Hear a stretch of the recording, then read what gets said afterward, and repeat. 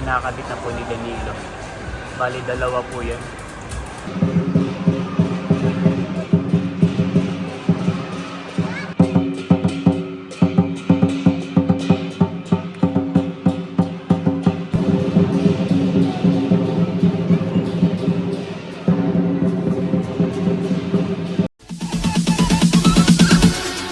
Bounds.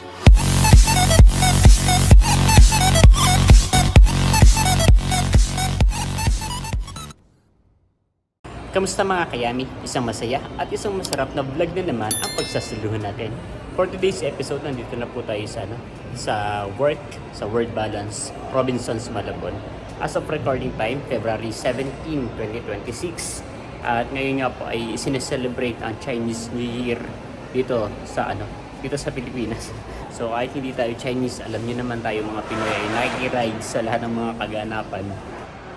So, sarado pa po ang mall. Hindi pa po bukas lahat ng ilaw pero medyo maliwanag lang po sa video ko. So, mamaya po magkakaroon dito ng Dragon Dance. Makakasaksi po tayo ng mga dragon na magsasayaw dito sa Robinsons, Malabon. At sisilipin natin yung mga iba pang kaganapan na mangyayari. Hindi ko alam kung Dragon Dance lang yung activity dito sa Robinsons. So, maya-maya po ay mag-o-open na. At mamaya ay magbi-video tayo. Let's go.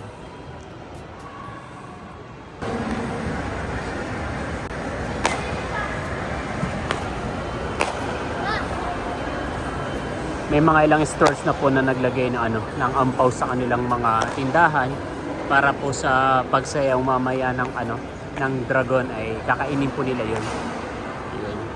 So, maya-maya po ay official na isi-celebrate yung Chinese New Year dito sa Robinsons, Malabon. Pero as of now po ay wala pa po yung mga dragon. Wala pa ako nakikitang dragon at wala pa po ako naririnig ng mga tugtog. Kakabit na rin po natin yung ampaw sa tindahan natin. So, nagbigay naman po si Word Balance ng budget para sa ganitong activity. So, hindi po siya dukot bulsa pero pwede ka rin naman po magbigay. So far, since may budget naman po si Word Balance, naglagay po kami ng ampaw dito po sa Word Balance. Ay, naikabit na pala nila. Kinakabit na po ni Danilo. Bali, dalawa po yan. 1 million each. Charot!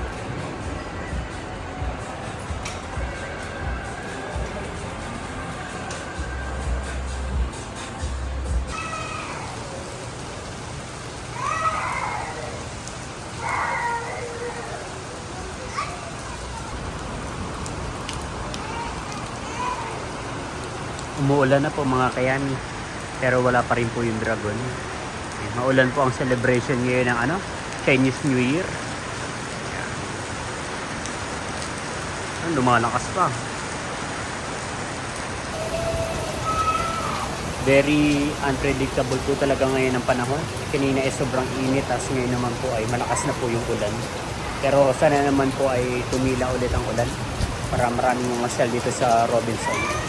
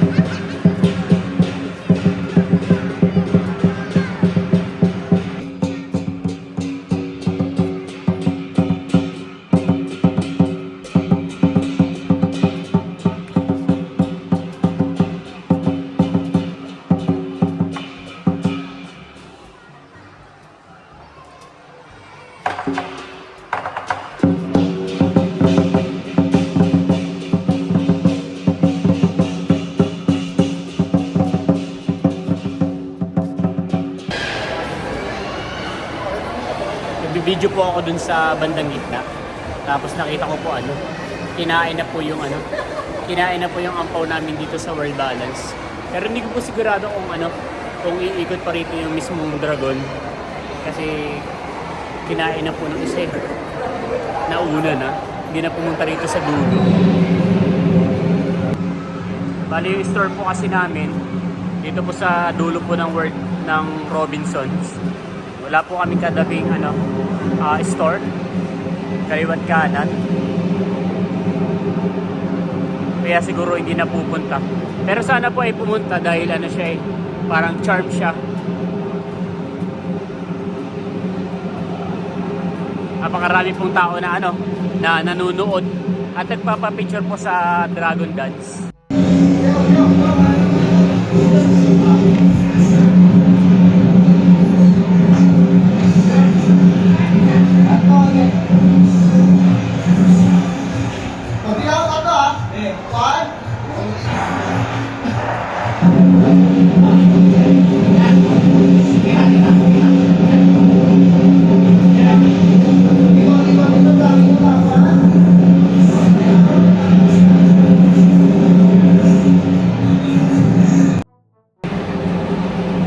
Nabidyohan pala ni Jomar yung dragon na kumain ng ampaw natin dito sa World Balance.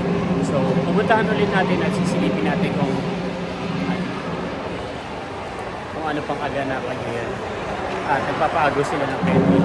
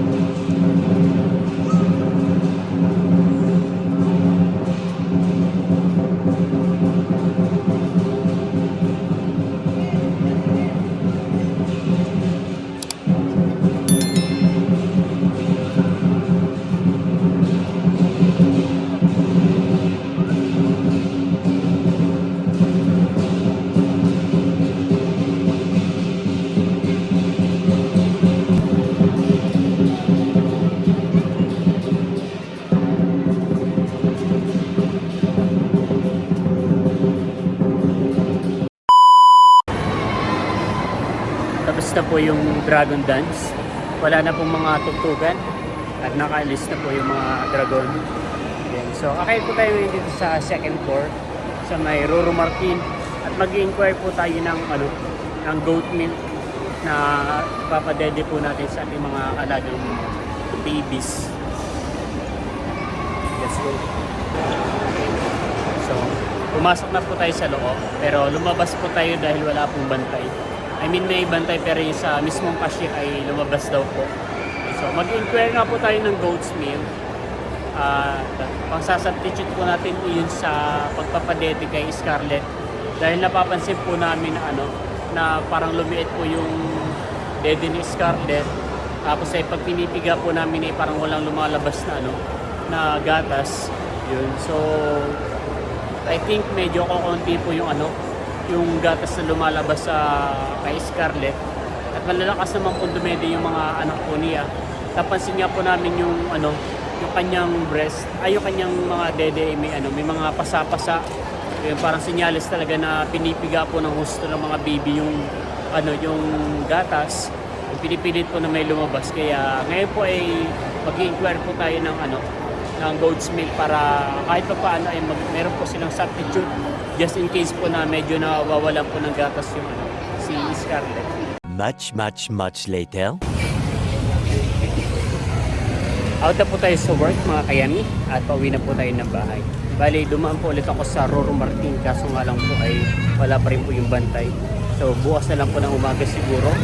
And nag-advise din naman po ako kay Papa din na baka po may madaanan siya na malapit or madaanan siya na na pwede po mabilhan ng goats. Kasi ito mga baby Kaya mga kayami, nakauwi na po tayo. At nandito na po ang ating mga baby. Asik! Ganda naman ng baby na iyam. Ganda naman ng mahalan na iyam. Ganda naman ng mga baby ko na iyam. Nandidi kaya yung mga iyam? Ha? Di pa didibayin ni mama? Asik, tulog na tulog po. Kakain na po tayo mga kayami, pero po tayo itong pritong talong. Wow, sarap. Pritong isda. Saka po itlog na maalat. Yan, nagluto po nito ay sila Erica. Kaya na tayo, Pai. Tapos na kami. Tapos na kayo. Kakain na tayo.